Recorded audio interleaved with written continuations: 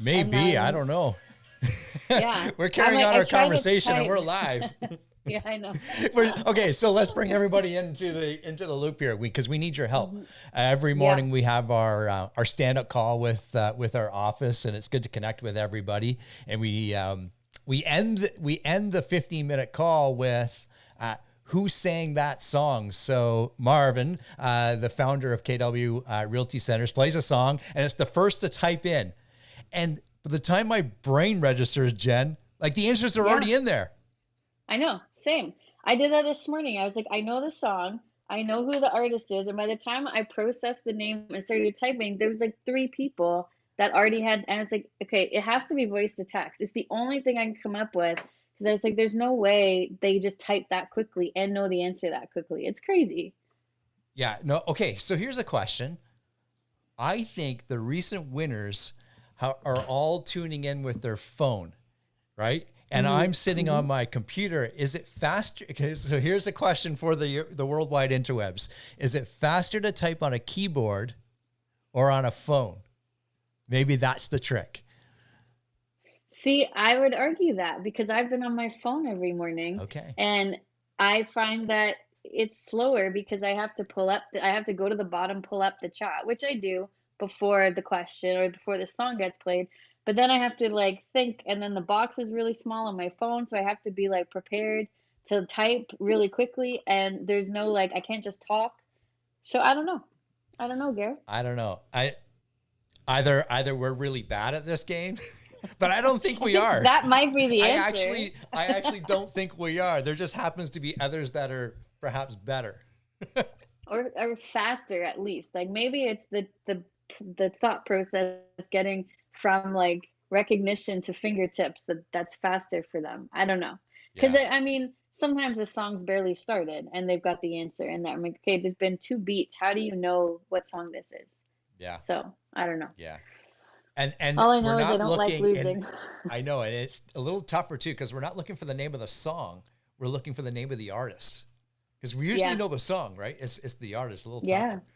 A little tougher. Yeah. These Or are, you have to filter through, right? It's not this person, it's not this person. Okay, it's that yeah. person. That's how my brain works. At Yeah, least. yeah. So this morning's answer was Nelly, and I had typed in Flow Rider, and I hit enter, and I knew that wasn't right. But what do, right? Like it's already Yeah, there. yeah, yeah. See, Yeah. I knew it was Nelly like immediately, but by the time I typed it and hit send, 3 other people had already put Nelly into the thing. I was like, how? I don't understand. That was my fastest response time, and I was still 4th. So, Wow. Wow. anyway, There's a lot on the line too for these. It's Starbucks, the yeah, Starbucks card every morning. It's a lot on the yeah. line. I know. I love me some Starbucks. That's right. I know you do. Yeah. I I got one know. the other day, and Michelle, my wife, because I got the card sent to me and I'm putting it into my app. Michelle's like, "What are you doing? Where'd you get that from?" I'm like, well, you got to play to win. Yeah, yeah, yeah. I love it. This is Oh man. this is all about the summer market today. This is important stuff. How to win your music trivia in the morning. These are the important conversations that Jen and I are now having right now. We got to Yeah, strategize, Jen. Maybe tomorrow we'll strategize. We'll team up. yeah, yeah, I got an yeah. idea. Okay, no one's listening. I'll keep filling the chat box with a bunch of randomness, and you get the right answer in there. I don't know if that'll work. We'll clog it up. Nice. Then we'll split the card. I That's like right. it. I'll buy you a coffee on my way to the office. Yeah, yeah, yeah. Nice. Yeah, yeah. Nice. We should probably get on with our show here. We got a little intro to run, and you Yeah. and I are going to have a little banter here. So let's do that. All right.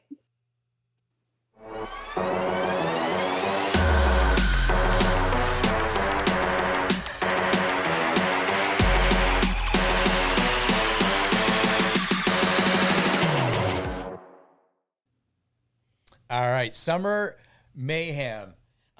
What's on your mind? So we thought we'd take a little bit of time because it's been about 3 weeks since we actually had a live stream, and there's lots going on in the real estate market as well as not a lot, depending on where you find yourself and who you're working with, right, Jen? And Yeah. we're seeing some really interesting trends in the marketplace. August is typically a slower month. And there's some crazy headlines coming out, Jen. And let's kind of like, remember Mythbusters? Yeah. Let's do a little myth busting. on the fly here. Jen doesn't know I'm going to do this, but we're going to do this. So I don't have the specific numbers or the stats, but here's what I know is we're starting to see, even right across Canada and of course locally here in Toronto where our brokerage is, we're seeing headlines come out of the news, Jen. Toronto real estate sales down from last month. And just imagine what those headlines look like. Sales are slumping. Sales are down compared to last year. Yeah. But if I said to you, Jen, someone that has a team that's working incredibly hard for their agents, and of course, you're coaching, 35, 45 agents as well. How's the inventory levels? Yeah, it's exactly where my head went. Those my headlines are just brutal. Inventory levels are low, right?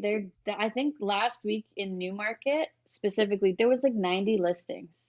That's abnormally low. There's normally like a couple hundred, right? And that's in a low inventory market. So of course sales are down. We don't have enough properties to sell for sales to be up.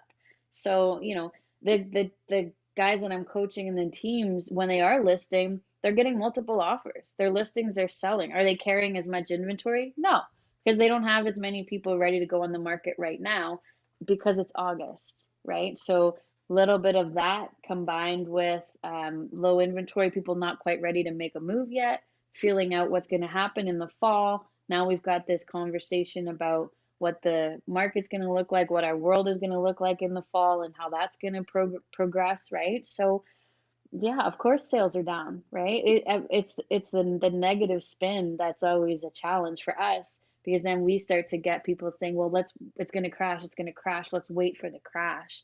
And that conversation has been coming up for me quite a bit in coaching for people, how to handle that conversation, how to navigate it, what to say when our clients are saying that, because that we're hearing it more and more as these headlines are starting to show up. And you know it's interesting the impact that those media myths can create on the general public. So yeah, I mean, too, Gary, inventory when it's that low, of course sales are down. Is logic. It's logic. And people Yeah. often fail to, okay, here's what people love to do. They read a headline and that's it. Right. Mhm. They don't go and click onto the story or get, read some other stories to validate that one story or get the research. Right. They just go on the Yeah. headline, for instance. And so here's an example, for instance, new Toronto Raptor gets with the Kyle Lowry signing, I can't even say his name, Goran. I can't even, oh my gosh, can't even say his name. Anyways, I new would Toronto help you, but Raptor, I have he's no from idea. Slovenia. And he gets caught in the middle of a question period. Somebody's interviewing him in his native language. And the question is, what do you think about being traded to Toronto? And all of a sudden, what comes out on the English translation is, well, I have much higher hopes than being in Toronto or something like that. So all of a sudden, that becomes the narrative. Where in Right. actual fact that is not entirely exactly what he meant at all. And now, of course, he's trying to backtrack. But all I saw on Twitter the last couple of days, Jen, was, yeah, we don't care about you either. We don't care about you either. But if you gone and actually Good read Lord. the story and the information that he put out there after, it would have been a completely different story, right? And it's the same with the real Yeah. estate market, right? We just go after headlines. Yeah. What a nice welcome for the guy too, I right? know, It's like right? you just And get he's attacked by the Twitter bots. I Yeah, love yeah, it. and he's and if you talk to any of the other sports writers that know him, that are in they love him. He's like a vet, and he always has time for people, and he's just being thrown Oh under my the bus all of a God. sudden. But Yeah.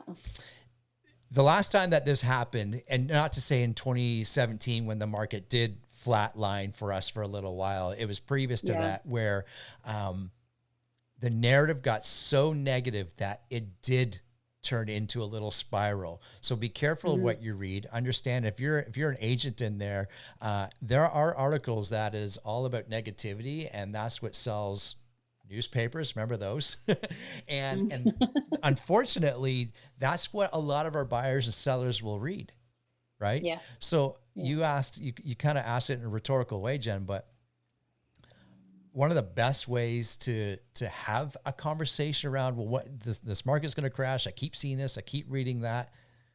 just go pull out the research, just like you're doing a CMA right there with them, and talk about what those numbers are doing. And as Jen said, yeah, if inventory levels are low, what is that going to do for the marketplace? That's why we're seeing less sales, but we're getting, we're going back to more of an aggressive multiple offer situation, and then show them year over year, not just last year, but go back, as we said before, right, Jen, like maybe 5 or even 10 years, and show them, it always kind of dips in August and then back up again in September, October, right?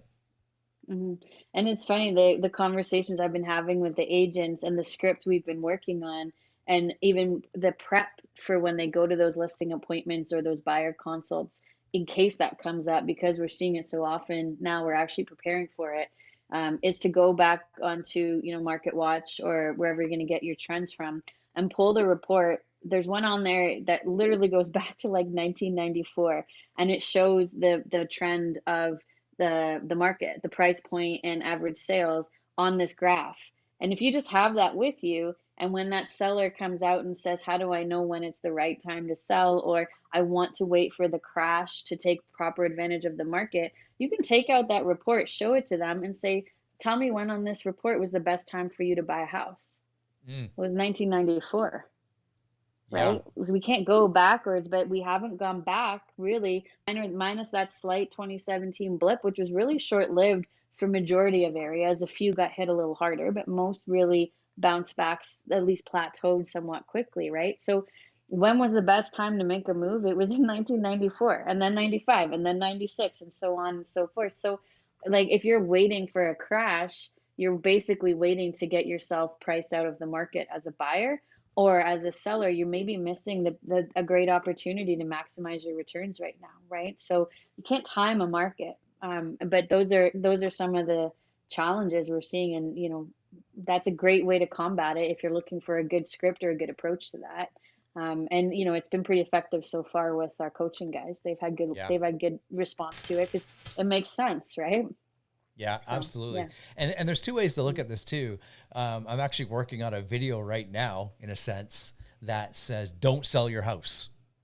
But the spin is there might be other ways to leverage the equity that you already have in your house to go purchase maybe an investment property, or to keep your current house as an investment property, look at something else, right? There's always an opportunity. And the other spin, the flip side is to that, Jen, is now not the best time to sell your house when there's like the least amount of other properties just like yours out there?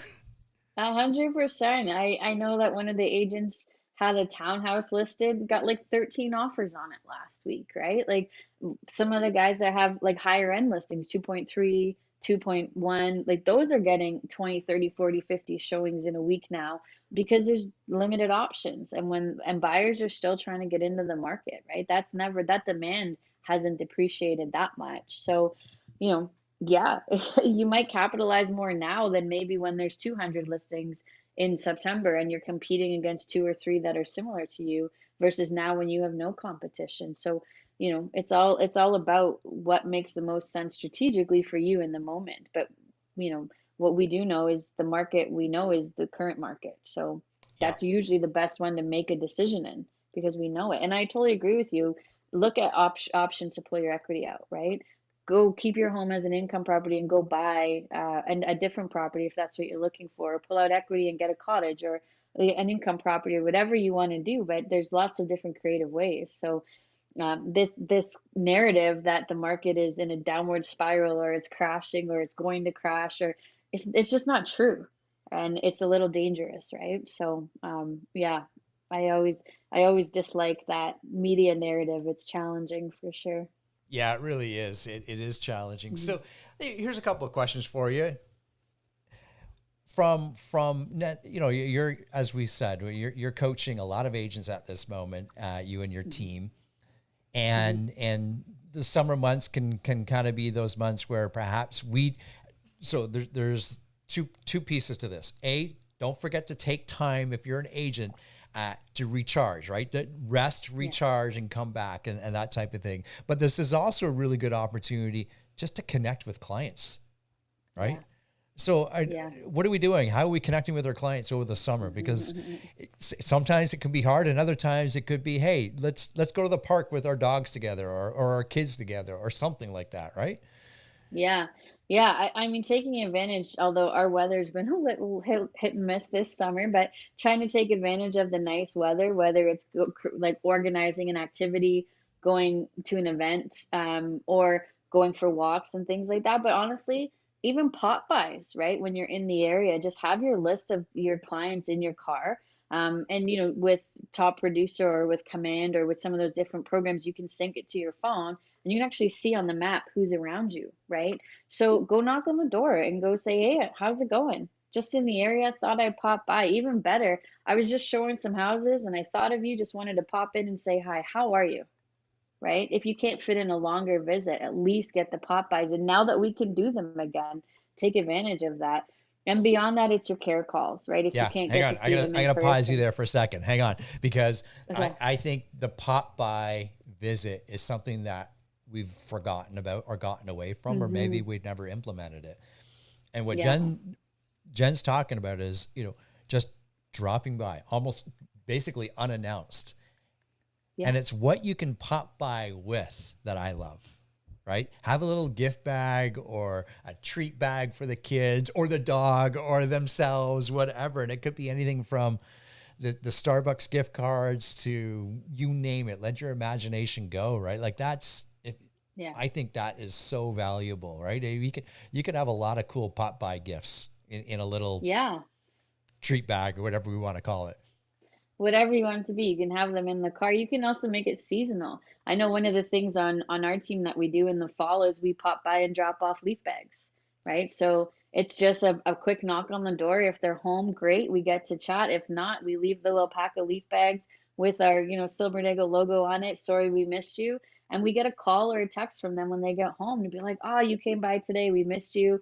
Like, let's get together soon or let's chat or whatever that looks like. Same at holiday season, right? Same in the springtime. So you can be strategic about it. You can be completely just random about it, but the point is that you're connecting face to face in person and developing furthering your relationships because the best way to do that is face to face, right? I've always had an idea with the leaf bags, and I can't wrap my head around the budget as of yet. But maybe it's Hmm. something that we'll have to work on in the future. I would just, and I have this idea, and I want to see somebody do it, and maybe it's something that we just go out and do. But imagine if you had all the leaf bags that you talked about, whether it's the fall or spring, and we Hmm. always see them. We go to Canadian Tire, we go to Home Depot, we go to Walmart, we go wherever, and it's all free advertising. You're actually paying to advertise for Home Depot. Yeah, I know. How I know where cool, you're going with this, right? and I have to tell you, we have this conversation every year about putting our branding on the bags, and then we don't never do it in time. And so we end up going to Home Depot and grabbing the Home Yeah, Depot bags because they usually have the best deal yeah. and delivering them, right? But I honestly, I say it all the time. I totally agree with you. Put your own branding Oh, on the could you bags. imagine that huge like Silver Nagel team Yeah. branded logo on And it? on like three or four bags in a row, or even on multiple the same street having multiple, right? You pull It's down so that street smart. and boom, yeah, yeah. Yeah, it's so smart. Yeah, you're gonna motivate me to do it this year. So I'm gonna let you know what the budget is because we say it every single time we do it. We should have branded them. We should have branded Yeah, them. yeah. It's one of those things that it gets away from you, right? And But you know, I think it's the last time I looked, which would be a few years ago now. I didn't get the specific numbers, but just to start, it was at least about $3,000. But you're getting like hundreds and hundreds and hundreds of bags, yeah, and I think that would be really really cool if it's in a neighborhood or a farm that you yeah, are getting a foothold in, or you already have a part of a foothold, or of course you dominate it. I think that's yeah, golden, yeah. especially in the I spring for agree. sure, right? Yeah, yeah, yeah. I totally agree with you, especially a farm, even more so if you have a geographic area that you're working, like whether you just hit up the people you are in relationship with or you actually hit, depending on your budget, your section that you work and you door knock consistently. Imagine every house on a street with, the McGowan team, not that you have the McGowan team anymore, but you know what I mean, like that branding on it. How powerful would that be? That How would like, powerful the social media that gets behind that. You go snap a few pictures. So one of the things the McGowan team used to do was for Canada Day, we go flag everybody's driveway, right, hmm with a little Canadian flag on Canada Day. And yeah, we'd have attached to it just underneath just our business card. And we partnered with the local insurance company. So we did it together. So the cost was 50% as was it could be. And people loved it. It was just the yeah. stupid little flag like this big, right? And people loved it, and people would share that on social media and all sorts of things. Yeah, Yeah, stuff like yeah. that is really powerful, really, really It powerful. is, and oftentimes it's not the stuff you think of, right? Like it's little things that people get really attached to, and you just it can be surprising. Even doing contests or giveaways or ticket giveaways and things like that, people get really into it, and they really like it, and they follow you on social media, and they like your brand, and they share, and they do all sorts of stuff because that's what people want to do. They want to support you and they want to like you. So circling back to the beginning and like what we should be doing in the summer, plan some stuff for the fall, right? Like start thinking now, what can I do in September, or even like in the next couple weeks to boost my business for the fall? How do I get people to call me? And how do I get my name out there? And how do I grow my brand a little bit? And start to get creative with that. And then tap into your database. Like you can take time off in the summer, enjoy it. This is our downtime as agents for the most part, right? We know that, but it doesn't mean you stop working completely. You're not taking 3 months off. You're just kind of, take your vacation, have maybe less busy days because you're not running with as many buyers or you're not listing as many houses, and use that time to rest and relax, but be strategic the rest of the time. You asked a question there, and I think we could have a whole conversation around, and that was simply, how do I get people to call me?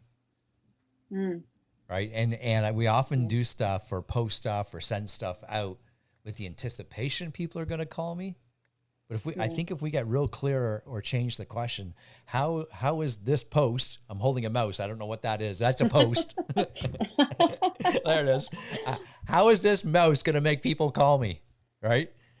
And Yeah. and I think if we kind of look at things from that perspective, how is this going to offer value to somebody where they do want to pick up the phone or send a DM or what have you, right? I think if we just kind Mm, of change that thinking a little bit, we can yeah. get really purposeful, right, Jen? Absolutely. And I mean, when you're spending money in your business, there should be a return of some sort, right? Whether it's a relationship return that you've developed a relationship to a higher level, or it's a monetary return, or it's a database growth return, there should be some form of return that you can see. So when you are strategically planning for your business, you know, what sort of return are you looking for? When we do the leaf bags and things like that, it's relationship mainly, but we also know that there's a handful of people in our database that are thinking about doing something in the spring or in the winter. And that little extra touch is going to get them to remember to call us and go, hey, we're thinking about doing this in the winter or in March or whatever. What do we have to start doing? So it's reminding our database that we're their guys, right?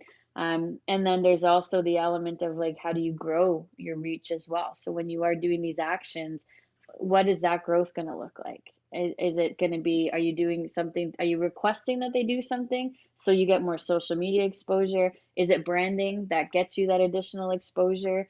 Or is it just that you're getting referrals? What does that look like, right? But we don't just pick something out of the air and kind of go, sounds good, let's do it. Like there should be some sort of understanding of what you're looking to get out of it so that we can see, did it work or not work? And then we can make it better because it does take time, right? And it also, it ties into what type of business do you have? Some agents are database focused, relationship focused, referral focused. Some agents are numbers and lead gen focused. And depending on what your business looks like, your actions are going to match that, mirror and match that more, right? So, what we might do as a team that's mainly relationship and database, is kind of different than what someone who's a hard door knocker and building their business that way is going to do because we have different approaches, right? So you have to kind of understand that as well, I think, to get the right result. Absolutely, absolutely. So as we wrap up, Jen, we should probably talk about a couple of things. And the first thing here, I'm going to see if I can just do this on the fly, and that is, there we go. I'm going to make it a little smaller though. Is we have KW Mega Camp coming up August 23rd to the 26th, and if you're struggling with what to do with your database or how to create a database or what's next for you in the business and how to grow your business, Jen, Mega Camp, which is 100% virtual, it is so user friendly and so much value coming from top producers right across North America. This is where you want to be, yeah?